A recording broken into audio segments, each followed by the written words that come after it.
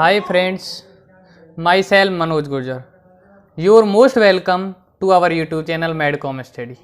Today's our topic is prostate gland. आज हम study करने वाले हैं प्रोस्टेट ग्लैंड के बारे में। प्रोस्टेट ग्लैंड के आज हम देखेंगे basics and gross feature. Prostate gland की यदि हम बात करें, प्रोस्टेट ग्लैंड होती है एक accessory gland of male reproductive system. ये क्या है? एसेसरी ग्लैंड है मेल रिप्रोडक्टिव सिस्टम की। ठीक है। प्रोस्टेट जो होती है फर्म होती है इन कंसिस्टेंसी, और इसकी फर्मनेस जो है वो होती है due to presence of dense fibromuscular stroma. Dense fibromuscular stroma के कारण क्या है, इसकी फर्मनेस होती है प्रोस्टेट ग्लैंड की। जो डेंस फाइब्रोमस्कुलर स्ट्रोमा होता है उसमें क्या है, ग्लैंडुलर एलिमेंट क्या होता है, एम्बेडेड होता है। ठीक है।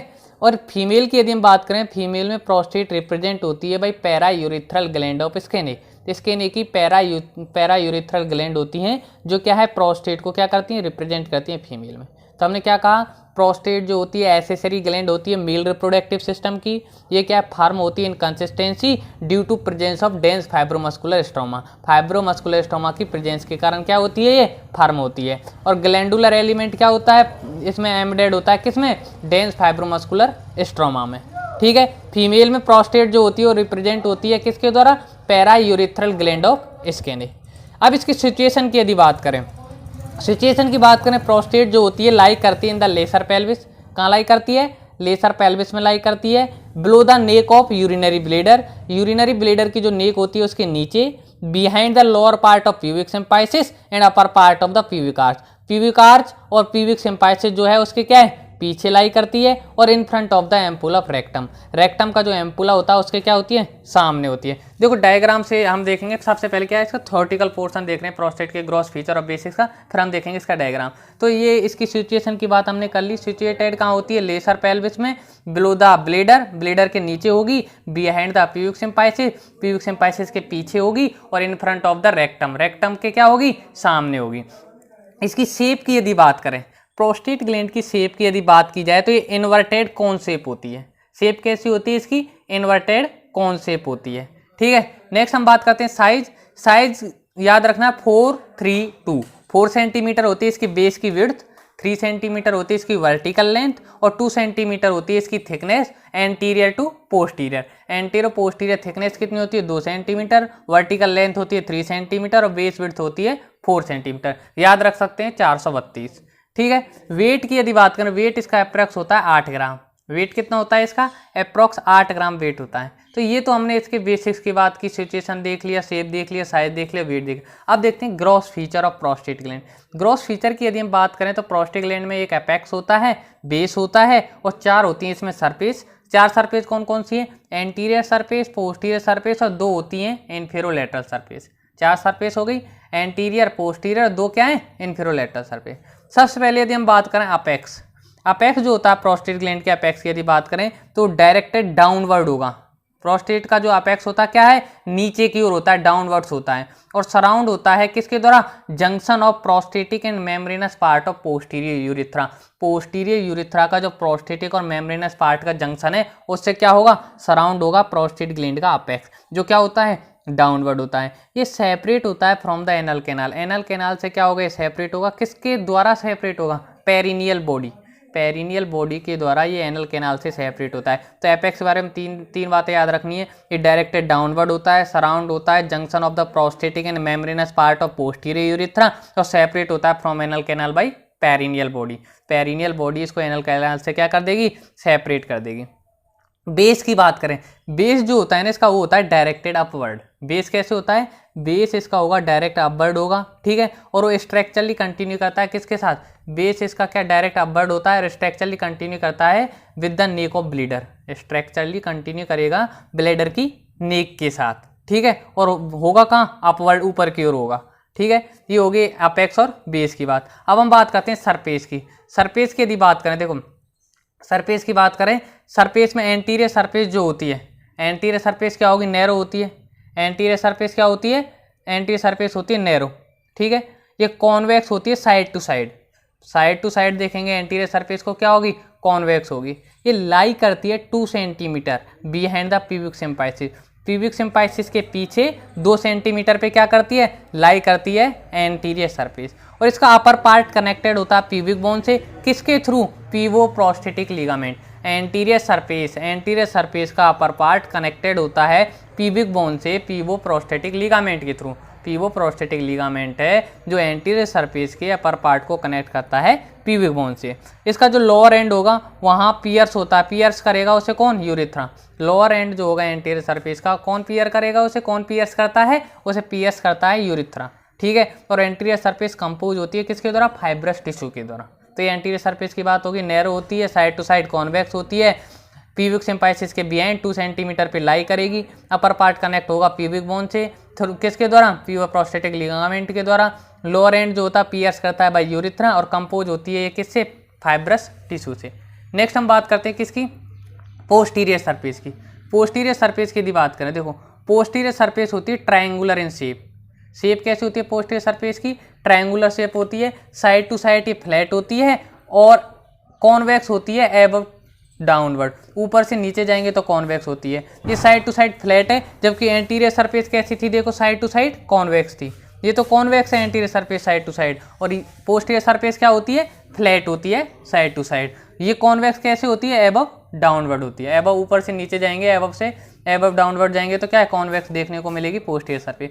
ये सेपरेटेड होती है फ्रॉम रेक्टम बाई, रेक्टम से सेपरेट होती है किसके द्वारा, फेसिया ऑफ डिनोन विलियर। डिनोन विलियर का जो फेसिया होता है वो सेपरेट करता है पोस्टीरियर सरफेस को रेक्टम से। अब फेसिया ऑफ डिनोन विलियर जो होता है ये है क्या, ये होता है obliterate rectovesical pouch of peritoneum. Peritoneum का रेक्टोवेसिकल पाउच होता है, पेरिटोनियम का रेक्टोवेसिकल पाउच है, वही क्या है, फेसिया ऑफ डिनोन विलियर, जो क्या है, पोस्टीरियर सरफेस को सेपरेट करता है रेक्टम से। पोस्टीरियर सरफेस पियर्स होती है किसके द्वारा, एजैकुलेटरी डक्ट के द्वारा।